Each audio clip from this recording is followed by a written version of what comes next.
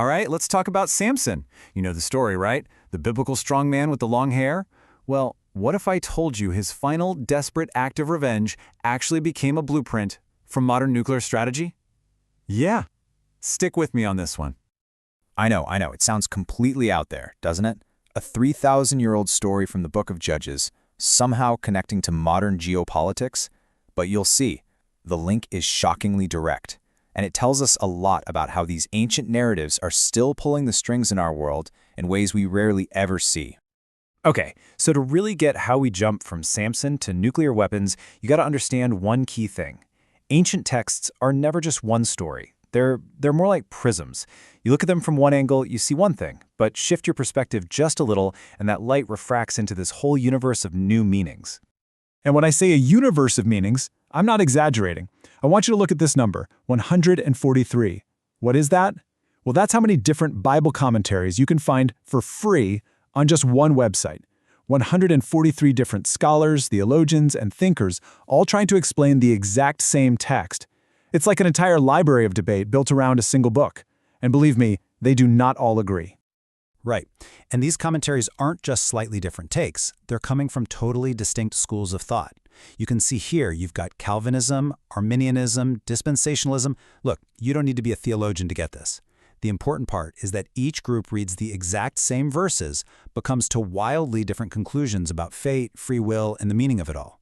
This isn't just some dusty academic debate. It literally shapes how millions of people see the world. So how does this actually play out? Let's zoom in. We're going to take just one story as our case study. A story packed with divine power, very human flaws, and some seriously brutal violence. It's time to talk about Samson. The story of Samson, which you'll find in the Book of Judges, is pure drama. I mean, it has everything you could want. A miraculous birth, superhuman strength, baffling riddles, forbidden love, a shocking betrayal, and a truly explosive ending. It's basically an action blockbuster written 3,000 years ago. So Samson's life really does unfold like a classic 4-act tragedy. First, he's set apart from birth, a special Nazirite, which means he can't cut his hair, and that's the source of his crazy strength. But his whole life is just one big clash with Israel's enemies, the Philistines, usually sparked by his own bad decisions, especially with women.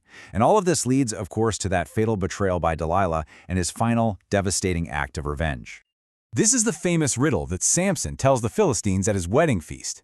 He'd secretly killed a lion with his bare hands, and later found bees had made a honeycomb inside the carcass. So he asks this. The Philistines, they're stumped, so what do? They threaten his new wife, who then badgers him for the answer. This moment, right here, is the spark that lights the fuse on a whole cycle of bloody revenge. And this is rock bottom for Samson. After Delilah nags and nags him, he finally breaks and tells her the secret to his power. So while he's asleep, she has his hair cut. The vow is broken, and just like that, his strength is gone. The Philistines capture him, they gouge out his eyes, and they humiliate him, turning this unstoppable force of nature into a slave, forced to grind grain in a prison. But here's the thing. His hair starts to grow back.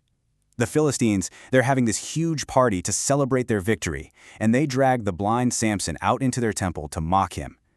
He gets his hands on the 2 central pillars holding the whole place up. He says a final prayer for strength, and then utters these famous, chilling words. He pushes with everything he has and brings the entire temple crashing down, killing himself and thousands of his enemies in one final terrible act. So what are we supposed to make of a story like that? I mean, for centuries, people have been debating that exact question.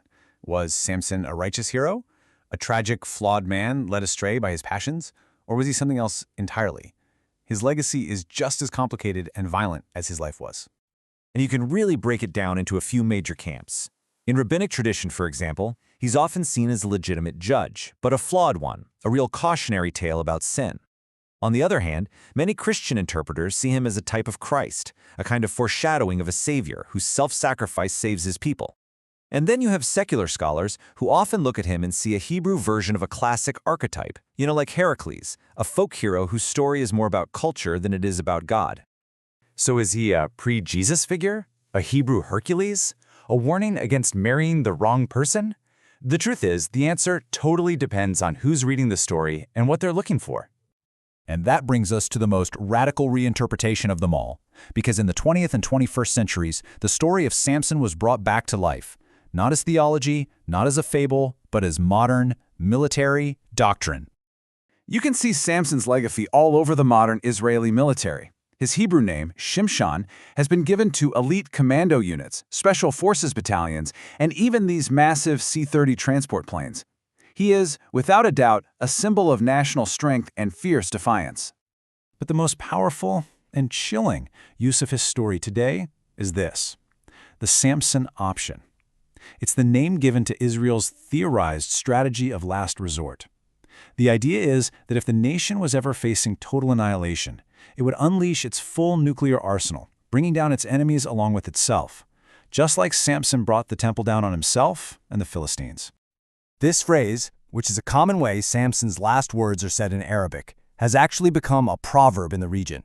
It's used to describe anyone who's willing to destroy themselves just to make sure they take their enemy down with them. It perfectly captures the grim logic of Samson's final moment, and the modern nuclear strategy that carries his name. So why? Why do we keep coming back to these stories? Why does a 3,000-year-old tale about a guy with anger issues and great hair still echo in the halls of power today? Well, it all comes down to the raw power of a good story. Samson's story is really a masterclass in how a narrative can transform. It's been a morality tale, it's been a sacred allegory, it's been a folk legend, and now it's a metaphor for the ultimate geopolitical gamble. It just goes to show you that the most powerful stories are the ones that we can keep reshaping to speak to our own modern fears. And that really leaves us with this final thought. Samson's story proves that the past is never really gone. The myths and legends we grow up with, they aren't just stories. They're blueprints, they're warnings, they're justifications, and they are quietly shaping our world all the time. So the question I want to leave you with is this: what ancient story is shaping your world today?